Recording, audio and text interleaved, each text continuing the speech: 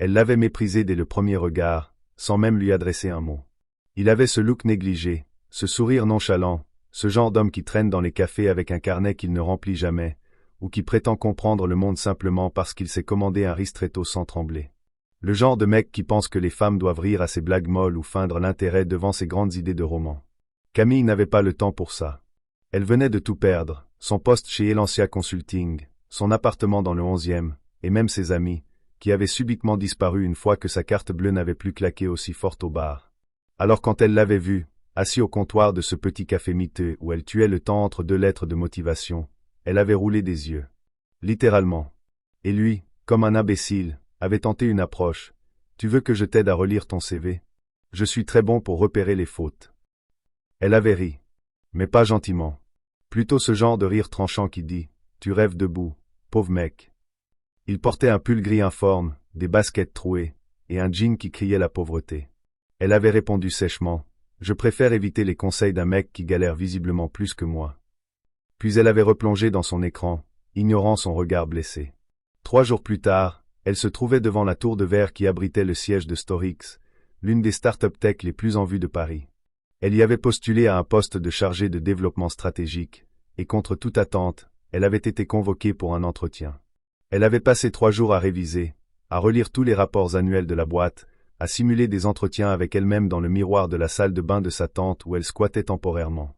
Le jour J, elle portait un tailleur crème parfait, des escarpins sobres, et ce rouge à lèvres nude qui disait « Je suis sérieuse, mais sexy quand même ».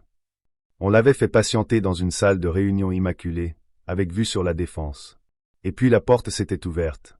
Elle s'était levée, prête à serrer une main, à déclamer ses pitchs. Et là, elle l'avait vu.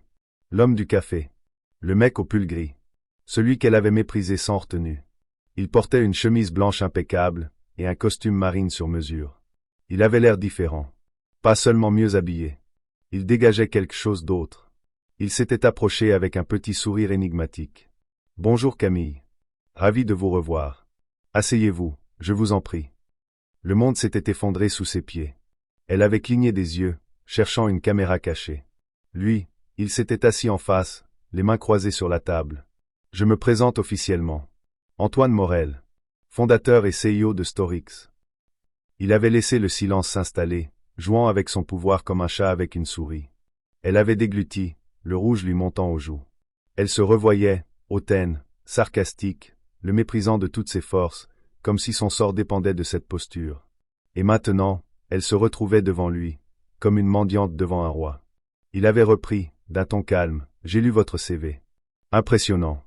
De très bons résultats chez Elancia. Mais ce qui m'a le plus intrigué, c'est votre façon de me remettre à ma place l'autre jour. Rafraîchissant. Peu de gens osent me parler comme ça. » Il avait souri, et ce sourire n'était plus du tout celui d'un mec insignifiant. C'était un sourire de prédateur. Elle avait tenté de se rattraper, bredouillant des excuses, parlant de stress, de pression, de malentendus. Il l'avait écouté sans l'interrompre. Puis il avait dit, « Je vous propose un deal. Vous êtes brillante. Je le vois. Mais j'ai besoin de savoir si vous êtes capable d'humilité.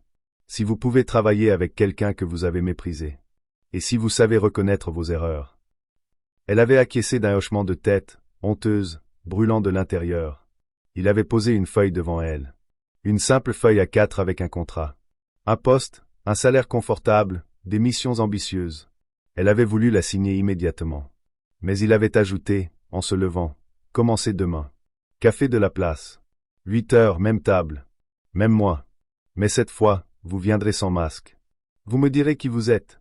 Et on verra si vous méritez cette place. » Le lendemain, elle était venue. Sans maquillage. En jean. Il l'avait accueillie avec un café noir et un croissant. Ils avaient parlé. Longtemps. Pas seulement de stratégie ou de finance, mais d'échecs, de rêves brisés, de blessures d'orgueil. Il avait écouté. Vraiment. Et elle avait compris. Qu'il avait grandi dans un foyer. Qu'il avait été serveur pendant 10 ans. Qu'il avait bâti sa boîte seul, dans un garage. Et qu'il testait les gens. Souvent. Pour voir ce qu'ils valaient vraiment sans leur masque. Elle avait baissé les yeux, confuse. Mais il avait posé sa main sur la sienne et dit « Bienvenue chez Storix. » Depuis ce jour, Camille n'a plus jamais jugé un homme à ses chaussures. Elle est devenue directrice associée en 2 ans. Elle a appris à se taire quand l'orgueil veut parler. Et chaque matin, elle passe devant ce café, et elle sourit. Car c'est là qu'elle a tout perdu, pour tout gagner. Les semaines qui suivirent ce premier rendez-vous dans ce café simple mais chargé de promesses furent un tourbillon d'émotions contradictoires. Camille avait toujours été une battante, mais face à Antoine, c'était comme si chaque mur qu'elle avait construit contre le monde s'effritait lentement. Il ne se contentait pas d'être le patron distant, celui qu'on redoute dans les couloirs d'une entreprise. Non, il avait ce don rare de faire baisser la garde, de pénétrer dans l'âme des gens. Chaque matin, il se retrouvait à la même table, et il l'interrogeait non seulement sur ses projets professionnels mais aussi sur ses doutes, ses peurs les plus intimes. Elle avait appris à lui faire confiance, mais elle redoutait toujours le moment où il pourrait révéler ses failles à tout le monde. Le paradoxe était qu'elle voulait lui prouver qu'elle était capable, mais aussi lui cacher ses faiblesses. Cette double tension la rongeait. De son côté, Antoine voyait en Camille un miroir de sa propre jeunesse. Cette rage de réussir, cette soif de reconnaissance, et surtout cette fierté blessée qui la poussait à masquer ses blessures sous un masque de froideur et de mépris.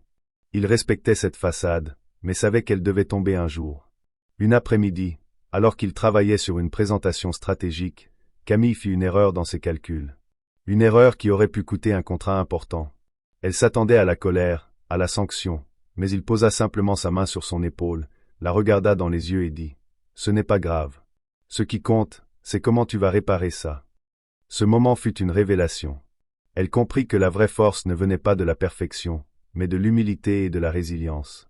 Peu à peu, leur relation professionnelle devint un lien profond, fait de respect, de complicité et d'une étrange tendresse. Mais ce ne fut pas un chemin sans obstacles. Certains collègues jaloux commencèrent à murmurer, à lancer des rumeurs sur cette nouvelle recrue qui semblait avoir les faveurs du patron. Camille, fière et indépendante, fit face avec dignité, mais parfois, le poids de ces murmures l'écrasait. Antoine la protégeait en coulisses, mais il savait qu'elle devait apprendre à se défendre seule. Un soir, lors d'un événement de networking, Camille se retrouva face à un ancien collègue qui ne lui avait jamais pardonné sa chute. Il lança une pique cinglante sur son privilège, supposé d'être proche du CEO. Camille sentit la colère monter, ce désir de répondre, de défendre son honneur. Mais elle pensa à Antoine, à tout ce qu'il lui avait appris sur la maîtrise de soi, et choisit de sourire, de ne pas nourrir le feu. Ce choix fit d'elle une vraie leader. Dans les mois qui suivirent, la start-up connut une croissance fulgurante. Camille se révéla être une stratège hors pair, capable de négocier des partenariats clés et de motiver ses équipes avec une énergie nouvelle.